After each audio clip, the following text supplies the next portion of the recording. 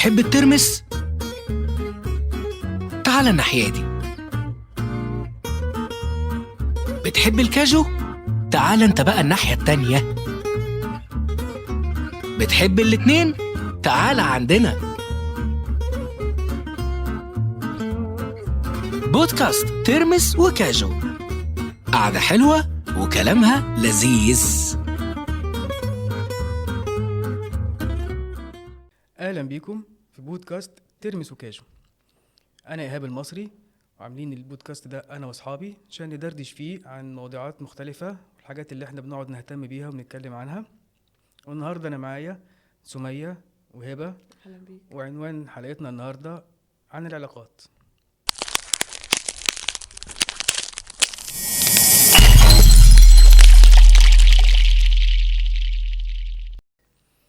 سمية ازيك؟ يا عاملة ايهاب، ازيك؟ ازيك يا هبه؟ اهلا منورين بيك يا والله، إيهاب. الله نورتوني. يخليك. منور بيك. وعايز اسال في الاول كده، لو حياتك هتمثل فيلم، مين البطلة اللي تقدمه؟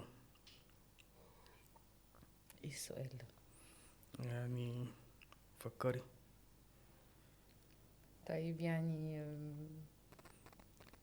حد قديم ولا جديد معانا مش ولا فارقة. خلاص مش معانا؟ لا مش فارقة. ايه رأيك؟ هو موضوع ظريف جدا، الواحد ما فكرش فيه قبل كده ان هو مين البطلة اللي ممكن تقدم حياتنا او القريبة من شخصيتنا. ترشحي حد يقدم البطولة بتاعت الفيلم بتاعك، مين؟ آه، من اللي موجودين وهي برضو مش جديدة قوي، يسرا.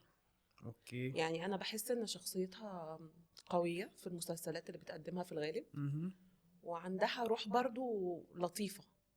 حلو. فبحب شخصيتها، وبحب كمان لما يكونوا مستضيفينها في برامج او حد بيتكلم عنها دايما يتكلم عنها ان هي شخصية ايجابية. بتحب الحياة. روحها مش سنها الروح، يعني ليها سن تاني كده، ليه طعم مختلف ان هي شابة على طول. فانا يعني انت ترشحي يسرا؟ عشان ارشح يسرا بالظبط. وانت يا تو؟ سعاد حسني. اوكي. بحب في سعاد حسني. انا حبيت لما قالت، انا يعني قالوا لها تبقى عايزة تبقي ست ذكية ولا ست جميلة؟ قلت لهم ست كمل. ست كمل. سعاد حسني، تلقائيتها مفيش عليها سؤال يعني. إنسانة تلقائية لأبعد الحدود، فنانة موهوبة جدا جدا جدا. أنا في رأيي الشخصي هي أكتر فنانات جيلها موهبة. هي بتعرف تمثل تراجيدي، لايت، البنت الفتاة الاستعراضية، بتغني، بتعمل أدوار دراما، عملت أدوار دراما يعني. وهي إنسانة حقيقية، وأنا بشوف إن هي يعني يمكن مأساتها ونجاحها لأن هي كانت إنسانة حقيقية.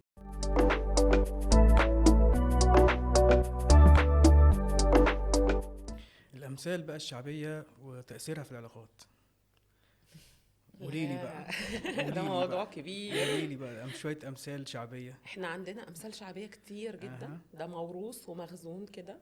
يعني اللي متربي مع جدته او متربي في بيت اسره بيسمع بقى الامثال دي كتير جدا.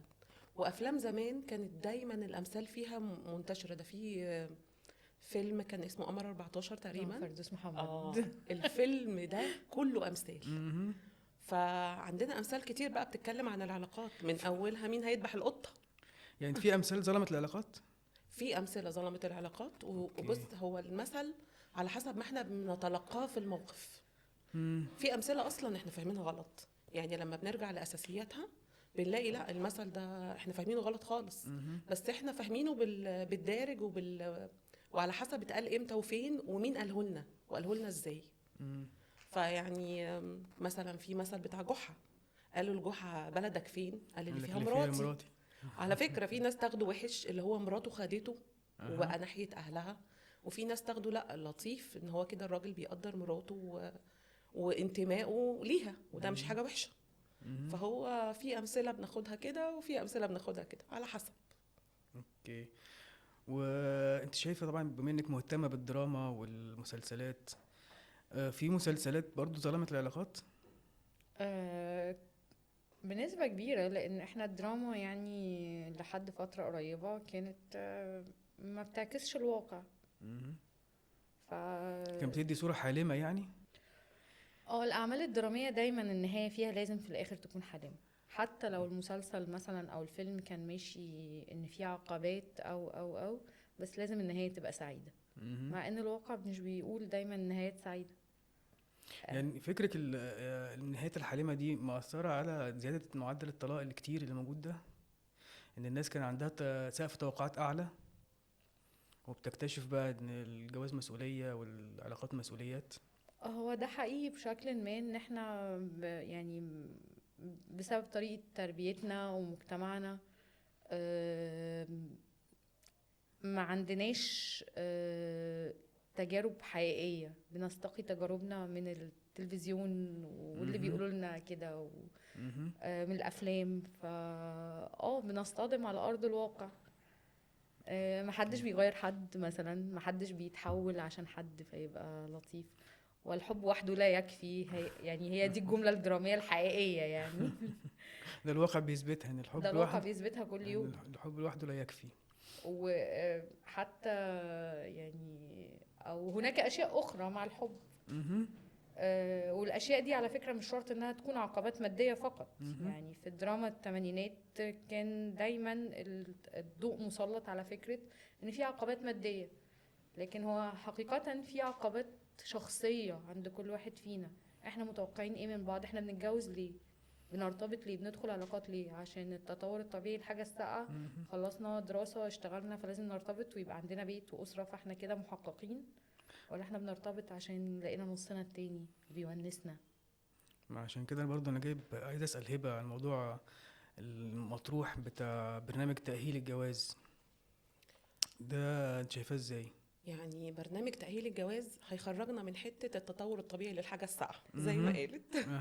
يعني احنا عايزين نخرج من حتة ان احنا لازم نمشي بخطوات في حياتنا زي كل الناس. لا خالص على فكرة. مامتي ومامتك وجدتي وجدتك أجيال مختلفة، هم اتجوزوا بطريقتهم، وفي منهم اللي كمل وفي منهم اللي ما كملش. احنا بقى لازم نحط ايدينا على اللي ما كملش ليه؟ فين المشاكل؟ ايه اللي خلاهم بقوا كتير يقفوا؟ دلوقتي كتير جدا، كتير جدا. يعني دلوقتي بقت نسبة الطلاق في أول 5 سنين جواز أعلى نسبة طلاق في أول 5 سنين جواز. اوكي. ده راجع لسقف التوقعات. ان كل واحد عشان ما درسوش، ما عرفوش هيعملوا ايه اصلا، ما عرفوش هيعملوا ايه، وخدوا من تجارب الاخرين. ده غير ان في لو هنقسم البنات والولاد اللي بيتجوزوا النصين، ففي نص مامته وباباه اتكلموا معاه او شاف حياة مستقرة صحية، يعني طلع سوي فمشي على ده. وفي نص تاني ما حدش اتكلم معاه اصلا، فهو داخل الجوازة كده بدماغه زي ما تيجي، داخلها عشان حب. طب هو الحب ده مجرد مشاعر وعواطف وهرمونات طالعه ونازله وبس؟ لا، في حاجات كتير.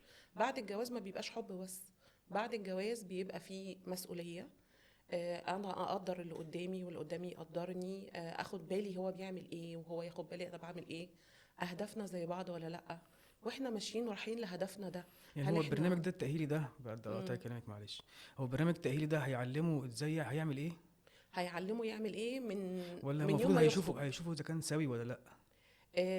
هو الحتت اللي هنتكلم عليها في البرنامج التأهيلي دي، لو اتكلمنا عن الاختبارات اللي بتتعمل قبل الجواز، اللي هي اصلا بنقدمها للمأذون، اللي هي شهادة باطنة وكلام من ده، انا شايفة ان احنا محتاجين كمان نقدم شهادة نفسية عن الصحة النفسية عاملة ازاي، الشخص ده سوي بنسبة كام. هو مفيش حد سوي مؤهل انه يفتح أسرة او لا. بالظبط. هو لو انسان سوي هيبقى سهل بعد كده ياخد خطوات كتير. انما لو عنده اضطرابات، احنا كلنا عندنا اضطرابات، بس نسبتها قد ايه؟ وهل نسبتها دي تعوق ان انا اخش في علاقه ويبقى عندي مسؤوليات مختلفه ولا لا؟ لان في امهات مخلفه اولاد، مش هنقول اثرت في تربيتهم، بس ربتهم بطريقه مش تمام، مش مظبوطه، مش تسمح له ان هو يبقى له علاقات بحد تاني ويبقى العلاقه سويه، فبتبقى عايزه اتجوزه، فاكره ان هي لما اتجوزه يعني دايما تقول ايه، انا لما اتجوزه حاله هيتصلح. لا لا، ده محتاج يبقى معاه رخصه بقى عشان نعرف نشتغل. هو التأهيل ده بقى يديهم رخصه. اوكي. وهيطمنوا على نفسه ان هو يعني سليم سوي. واختار صح ولا لا؟ هيعرف من أكيد. الاختبار ده المفروض؟ الاختبار هيبقى خاص بالشخصيه، وبعد كده هو بقى الشخصيتين بقى هيكونوا اوريدي عملوا اختبارات بقى نفسيه، فمادام الناس دي سويه هيقدروا يسمعوا بعد كده ايه اللي انت المفروض تعمله في حياتك، ويبتدي كل واحد يدرس نفسه بقى، انا اخترت صح، الشخص ده مناسب ولا مش مناسب. على فكره ممكن ده يبقى قبل اصلا الجواز والخطوبه، وقبل ما اصلا يختار، لان هو لو فهم نفسه هيعرف يختار صح، هيعرف يختار مين اللي يمشي معاه، مش زيه بالظبط، ولكن احنا هنعرف نتقبل بعض ونتعامل مع بعض ونعمل أسرة.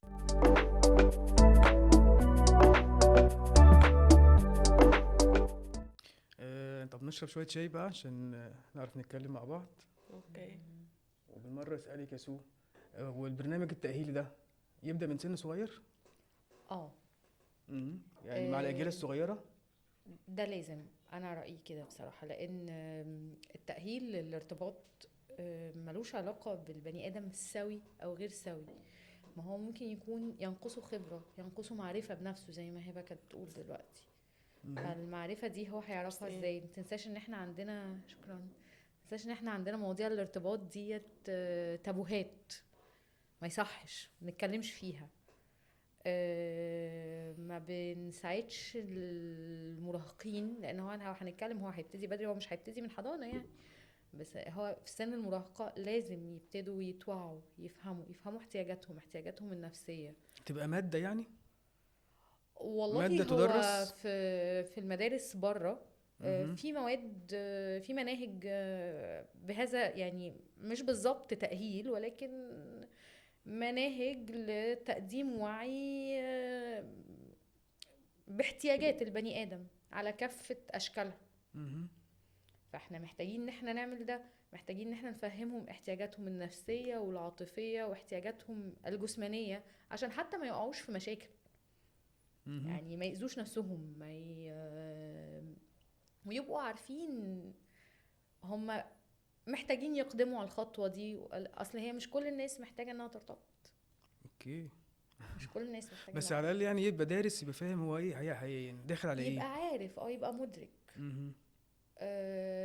لما كنت بتتكلم على فكرة ارتفاع نسبة الطلاق، احنا عندنا يعني انا شايفة في آفة حاصلة حاليا في المجتمع، ان كل واحد مقرر ان هو، او الاغلبية مقررة انها ما تستحملش.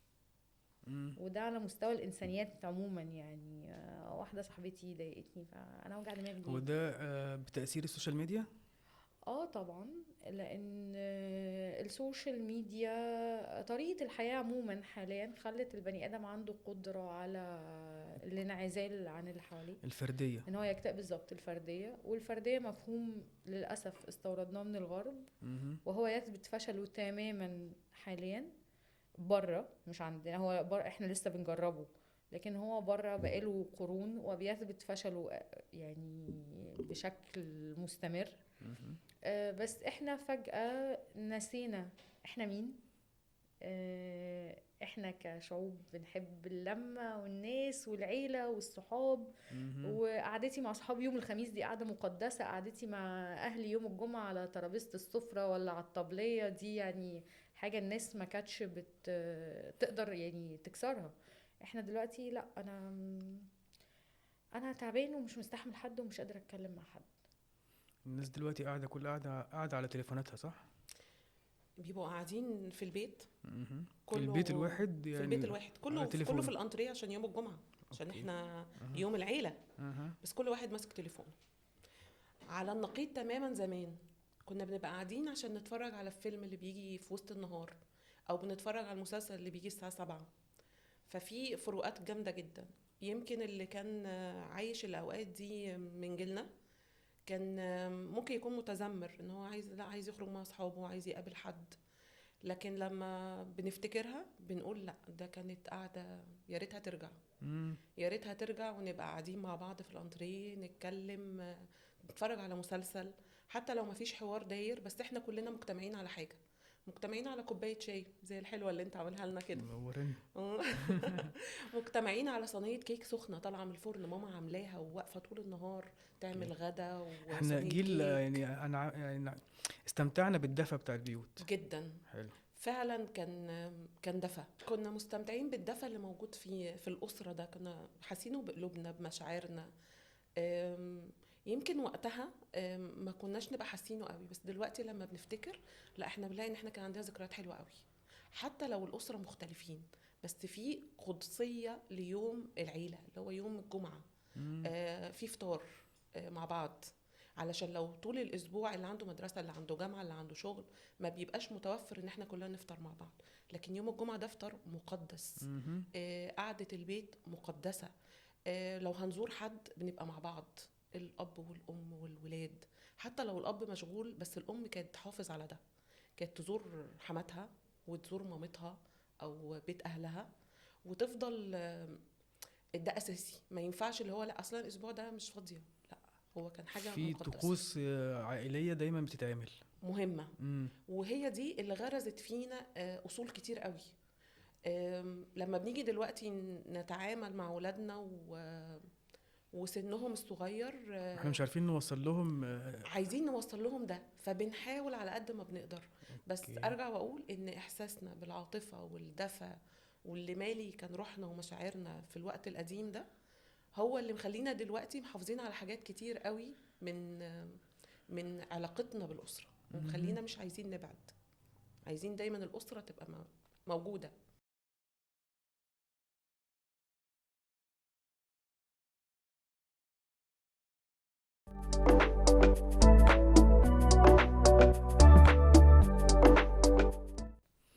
ودي يا سو صح، احنا جيل اتأثرنا بالدراما، وانتي اكتر حد بيتعامل مع جين زي، هم برضو بيتأثروا بالدراما يعني؟ مش قوي، مش زينا. احنا كنا عايشين جوه المسلسلات.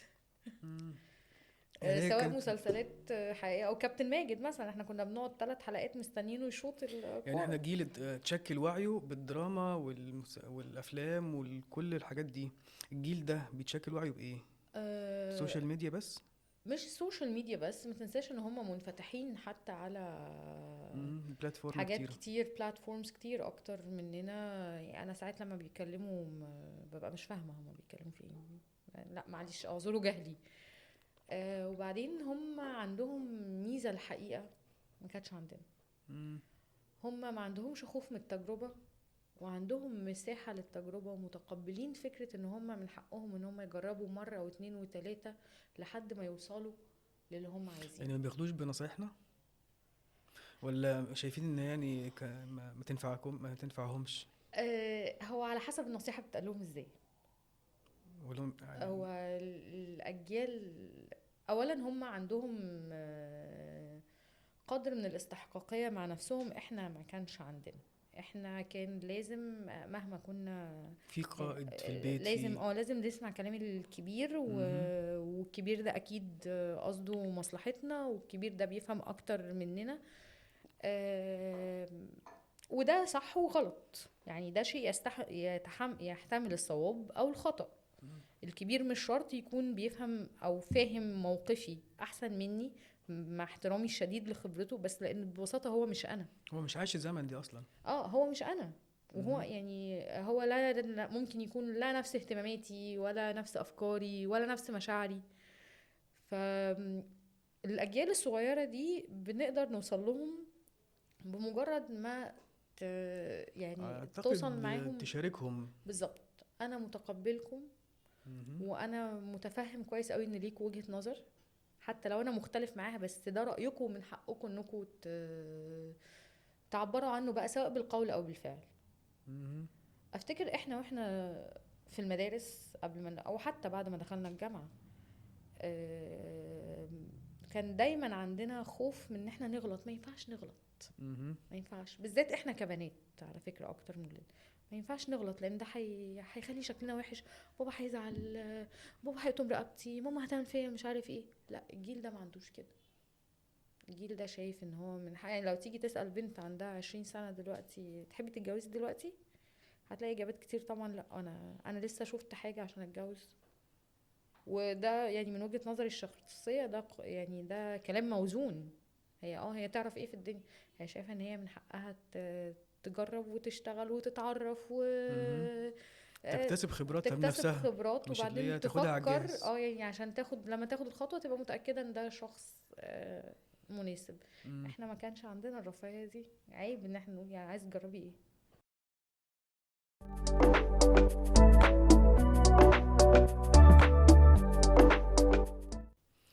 يعني في الافلام الابيض واسود كانت الام بتقعد مع بنتها وتعلمها وتفهمها. فبرنامج التأهيل ده المفروض ان هو هيقوم بدور الام، عشان الام دلوقتي مش فاضية. لا، هي مش مسألة الأم مش فاضية، بس هو الجيل الصغير او هي الزمن بس او الفترة دي صعبة شوية، صعبة شوية مش مخليها قادرة تربي اكتر او توجه. لا، هي مش كده قوي، يعني هي كل أم بتربي، بس كل أم بتربي بطريقتها. ففي اللي بتربي بطريقة مامتها، فطبعا ده مش مناسب خالص للجيل الجديد.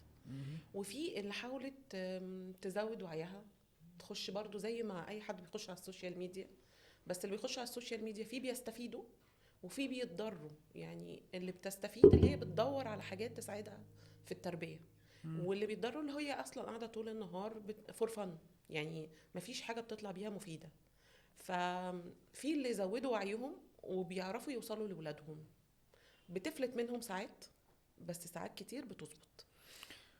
وانت كلايف كوتش، يعني واجهتي برضو ناس محتاجة تتعلم تفهم يعني ايه جواز، يعني ايه مسؤولية، يعني ايه علاقات. بس للأسف بيجوا يعني بيجوا بعد بعد ما يكونوا الحادثة، اتجوزوا. بعد الحادثة. ايوه. وبيكونوا خلاص بقى أوكي. الموضوع خلاص، بس اللي بيجي بيبقى فعلا حقيقي عاوز يظبط الدنيا. لان هو لو مش عايز يظبط مش هيجيلي، هيروح للشيخ مأذون يعني يخلص الموضوع. بس مادام جه للايف كوتش او اي حد متخصص ثيرابي، فهو عايز يعمل تصليح في الحياة بتاعته. الاستشارات الأسرية كلها قائمة على مبدأ ان احنا عايزين نصلح، مش عايزين نبوظ، مش عايزين نسيب المشكلة زي ما هي ونحط عليها رقات وليرز بحيث ان احنا ما نبقاش شايفينها. لا، احنا عايزين نكشف كل الرقات دي عشان نوصل لأصل المشكلة.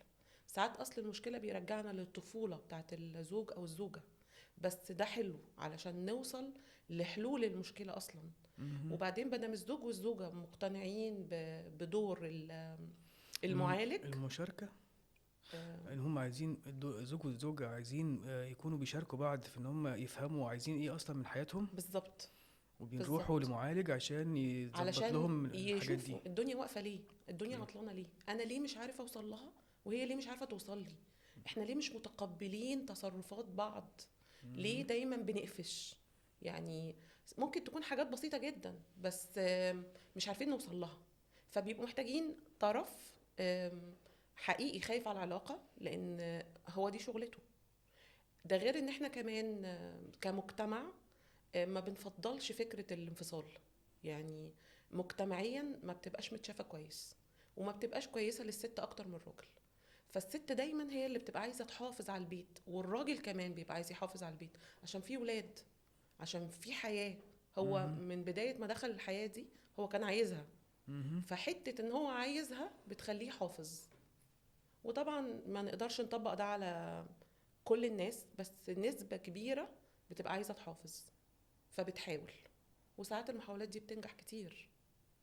اهم حاجة ان احنا نبقى حطينا ايدينا على المشكلة.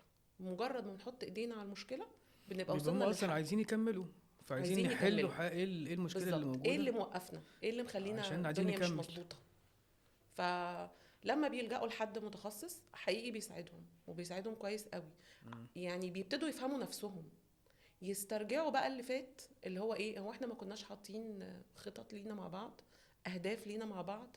فبيبتدوا يحطوا بقى الاهداف اللي ما حطهاش من قبل كده، بل بالعكس بيبقى عندهم بقى وعي احسن. ليه بقى؟ لان هم اوريدي عرفوا بعض خلاص.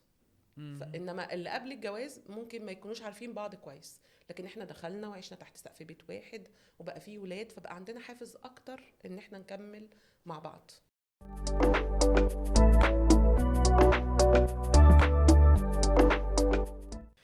عايز اسالك يا سو، صحيح الدراما المستورده اثرت، التركيه او غربيه، اثرت كتير على انها تبوظ مفاهيم العلاقات عندنا؟ طبعا، لان هي مفاهيم كلها مغايرة لمجتمعنا، بعيدة تماما. مش هقولك بتعلي سقف التوقعات، بس تاخد سقف التوقعات في حتة تانية خالص، يعني حتة بتجيب حاجات مشوهة اصلا، علاقات مشوهة. في بتجيب حاجات مشوهة، وفي حاجات مش مشوهة بس مش بتاعتنا. يعني مش ما ينفعش تطبق هنا، لان تكلفة تطبيقتها هنا، وبتكلم على التكلفة الإنسانية غالية قوي. يعني فبالتالي الصغيرين الشباب اللي لسه مش قادرين يوزنوا الامور بشكل عقلاني بيبقوا شايفين طب انا ليه ما اعيش ده، ليه ما اعملش ده. فهو مش فاهم، هو مش فاهم يعني ده تكلفته ايه ان هو يعيش ده بالطريقه تكلفته، دي. انت بتخبط في حيطه حبيبي. بس يعني وطبعا زي ما قلت قبل كده، في طرف بيبقى شايف ان هو ما عندوش حاجه يخسرها، اللي هو الولد، هو ما عندوش حاجه يخسرها. فبيبقى متطلب. يعني هي اصلا الدراما مش المفروض تعكس الواقع؟ المفروض. واللي بيحصل ده ايه؟ يعني انا لما بلاقي مثلا ان الريد واين بقى عامل زي الكركديه في البيت، ما هو ده بقى يعني ده يعني ايه؟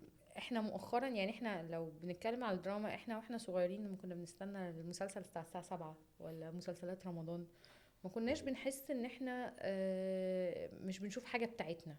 يعني ما كناش بنحس بغربة واحنا شبه بنتفرج. بيتنا، شبه كل حاجه. وتزعل قوي لما تيجي اخر حلقة لان والمسلسل هيخلص، ايه ده انت مش هتشوف الناس دي تاني، لان انت حاسس بألفة وصلة شبهنا. معاهم، لان هم شبهنا. لكن زي ما انت بتقول النهاردة مثلا في اخر 10 سنين نادرا ما هتلاقي مسلسل بيعبر عنا كأشخاص عاديين. يعني هو مسلسل واحد اللي انا شفته وكنت بحس اللي هو الله، ده احنا يعني انا واهلي يعني وابويا كلنا بنتفرج، اللي هو كان سابع جار. مسلسل حلو فعلا. احنا يعني جوانا قريب للواقع في بيوتنا. يعني احنا شايفين الامهات هي دي امنا اللي بتقف في المطبخ وتعمل الاكل وتنده على اللي في الاوضه وتتابع حياه بنتها، وعايزه بنتها دي تتجوز وبتشوف بنتها دي لا اللي هو خدي بالك من نفسك لحد يفهمك غلط، واختها اللي ساكنه معاها في نفس البيت ودايما مع بعض ويشاركوا امورهم وحياتهم مع بعض. مفيش بقى الروح بتاعت الانفراد دي، لا ده بالعكس، ده في اسره ودفى. يعني الواحد لما يتفرج على حلقه من المسلسل ده مهما اتعاد او اتذاع او اللي هو بنجيبها حتى على النت، انت حاسس بألفة كده. ايه ده بيتنا، دي الكنبه اللي ماما بتقعد عليها، لا ده هو ده المطبخ اللي احنا بنقف فيه مع ماما عشان ندلق كل اللي جوانا. بالظبط. في مشاهد كده في المسلسل بتدخل البنت على دلال عبد العزيز وهي قاعده وتقعد تحكي لها حصل كذا في اليوم وعملت ايه وفي الاخر تشتمها وتطلعها بره المطبخ. يعني بس هي البنت فرغت شحنه دلوقتي دي ما بقتش موجوده. يعني مع سرعه الحياه معذورين. انا بحس برضو ان يعني الست والراجل، عشان برضو ما بقاش متحيز، يعني الست والراجل في الزمن ده معذورين. وحتى مع عرضهم لفكرة العلاقات في الأجيال الأصغر، يعني هم تطرقوا المواضيع أنا كنت شايفة إن هي جريئة جدا بس حقيقية جدا. يعني اللي عجبني إن هم ما حطوش راسهم في الرملة وقالوا قيم المجتمع، لا، في بنت شاطرة وناجحة جدا وجميلة جدا، نفسها تخلف بس هي خايفة تتجوز لأن أبوها يعني شخص ما يشرفش، هي مش عايزة حد يقلل من قيمتها أو يتعرف على الأب ده فيقلل من قيمتها العملية والمهنية قدام الناس، بس هي في نفس الوقت نفسها تخلف. في البنت التانية الملتزمة جدا بس نفسها تتجوز. ما هوش عيب ان هي عايز تتجوز على فكرة، هو ده طلب انساني طبيعي. في الراجل اللي بيحب بيته ومراته بس مراته ماشيه البيت كأنه معسكر، فيبتدي هو تديله أزمة منتصف العمر ويبقى يعني مش عارف يعمل ايه، يبتدي بقى يتحط في الخناقه بتاعت طب انا اسيبها، طب اعرف واحده عليها، طب بينه وبين نفسه يعني يبتدي المشاكل النفسيه، يبتدي يتعرف على جارته يفنفن كده. هو ده ما بيحصلش، لا بيحصل وتقدم بشكل واقعي جدا ومقبول. وتبص بقى زي ما هبه كانت تقول، البيوت دي شبه بيوتنا، ما فيهاش الريد واين عارف لو مسكنا كل نموذج من النماذج اللي بتتكلم عليها سو، يعني عندنا مثلا النموذج بتاع البنت المحجبه اللي مركزه قوي مع نفسها وان هي ما تكلمش ده وتاخد بالها بتعمل ايه، دي عايزه تتجوز، دي فطره.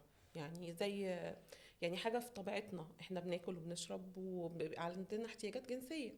في البنت التانية اللي هي عايشه حياتها وبرضو عندها بقى مشكله، دي بقى اللي بنقول ايه لما بيجولنا ناس عندهم مشاكل، ممكن نرجع للطفوله نلاقي المشكله من الطفوله. يعني البنت اللي عايزه تخلف هي عايزه حاجه تحسسها ان هي موجوده وان هي ام، ودي فطره برضو. الامومه عند البنت من ضمن الحاجات اللي اي بنت بتتجوز تبقى عايزه تخلف، عايزه يبقى يتقال لها يا ماما. بس عشان عندها مشكله في الطفوله فهي مش عايزه الجواز بمعنى الجواز، هي عايزه الجواز ان انا ام. فعشان كده لجأت لحاجات وافكار تانية. الافكار دي برضو هي دي اللي بتتعرض في مسلسلات دلوقتي. ففي مسلسلات فعلا بتتكلم عن الجيل الجديد وعن افكارهم، وده حلو. ليه؟ لان هو اصلا الدراما زي ما فيها سلبيات بس فيها ايجابيات كتير جدا. ساعات الام بتبقى قاعده تلاقي ان اللي بيتكلم في المسلسل ايه ده زي بنتي او زي ابني، هو انا ازاي ما خدتش بالي ان هو وطريقته في الكلام وراها حاجات كتير انا مش شايفاها. فبصراحه ساعات المسلسلات دي لما يكون مسلسل جيد ومعمول كويس دراميا بيفتح عيون الاجيال اللي مش جينزي، ان احنا نبص ايه ده هو بيقول كده علشان وراه يقصد حاجة تانية. فبتخلينا احنا وعينا يزيد ان احنا نبتدي ندور على قاعدة الجبل، مش دايما باصين للقمة ان الولد ده عصبي بيتنرفز بيتكلم بطريقة مش حلوة بيقول يا عم ويا اسطى ويا قشطة. هو عايز يروش، عايز يقرب، بس هي دي طريقته في ان هو يقرب. فبرضو الدراما في كل الأوقات ليها عامل مهم، بس نختار نتفرج على ايه وما نتفرجش على ايه.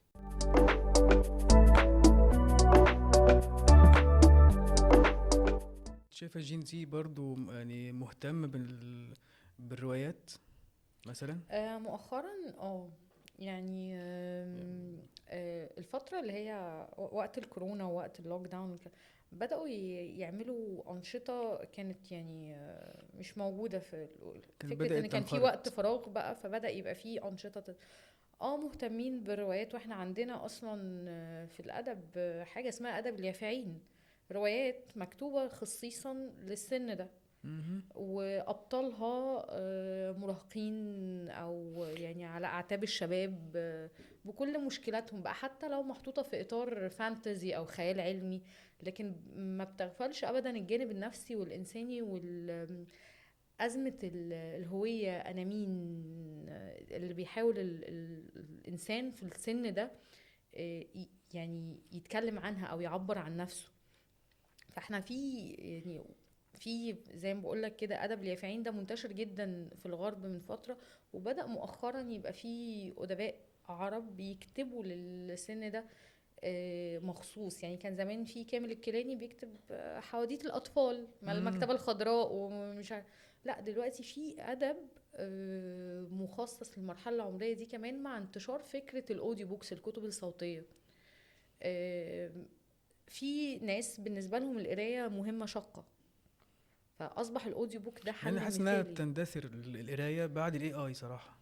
ال AI بص أنا ليا وجهة نظر في ال AI هو دلوقتي يعني إيه زوبعة في فنجان، أو زي ما بنقول بالبلدي الغربال الجديد له شد. فهو الناس حاسة إن هو بيطلع من الغرقة وبيدي وناس تانية حاسة إن هو بيهددهم، ناس تانية حاسة إن هو في الآخر الحقيقة اللي محدش هيقدر ينكرها النهاردة أو بعد 1000 سنة، إن مفيش حاجة تقدر تحل محل العقل الإنساني مهما كانت دقيقة ومهما كانت احترافية ومهما كانت خارج حدود استيعابنا. بس العقل الإنساني مفيش حاجة تقدر تحل محله.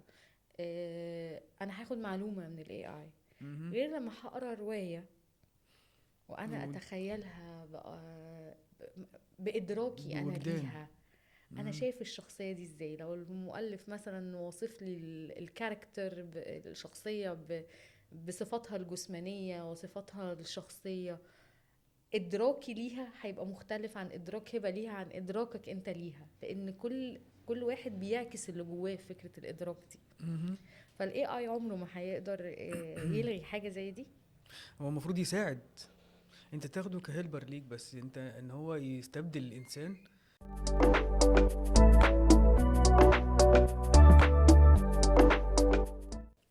دلوقتي يعني بعد البرامج والتوعية وكل اللي بينتشر ده، شايفة ان الرجالة والستات بقوا فاهمين بعض اكتر؟ ايه رأيك يا مش كلهم، يعني جزء منهم ابتدى يفهم، مهم. اللي هو بيهتم ان هو يدور انا مشكلة فين وعايز احلها، سواء بقى في علاقاته، مش لازم علاقات الزوجية بس، ممكن تكون علاقته مع ابنه، صداقات. صداقات، جيران. مهم. فاللي بيحاول يدور بيوصل، وطول ما احنا عايشين احنا محتاجين ان احنا نفضل ندور لحد ما نوصل. انا متفقة معاها تماما، وطول ما احنا بندور بنوصل. أه واهم حاجة ان احنا ما نغفلش انسانيتنا، يعني لازم نحط ان احنا بني ادمين، انسان، مهم. خلقنا لنأنس ببعضنا البعض. بالظبط. صح. مش عشان كل واحد يعيش لوحده في معزل عن الآخر. لينا صديقة جميلة جدا لما بنبقى قاعدين تقول لنا ضع الهاتف على المنضدة. الحقيقة أنا كسمية بقيت أقيس حلاوة القعدة بأنا ب- مسكت الموبايل كام مرة. بالظبط. بيحصل لي ده، يعني من فترة مش قليلة ومش كبيرة قوي قررت ان انا في اي قعدة انا قاعدة مبسوطة فيها، مع اصحابي، مع اهلي، مع ابني، ان شاء الله حتى بتفرج على التلفزيون لوحدي، ان انا لا، اخبار التليفون مش هتفرق معايا كتير، انا مهم. مبسوطة ومتونسة بالقعدة اللي انا فيها. فتمام، اي حد هيبعت على الموبايل رسالة شوفها في اي وقت تاني، لكن اللي هيحتاجني بجد هو هيرن، مم. فممكن ارد. انما قررت ان انا اجنب حاجات كتير قوي بتسحبني من قعدات لطيفة عشان اتونس بالقعدة اللي انا فيها. وفي النهاية بشكر سمية وبشكر هبة، وكان معكم بودكاست ترمس وكاجو، إيهاب المصري.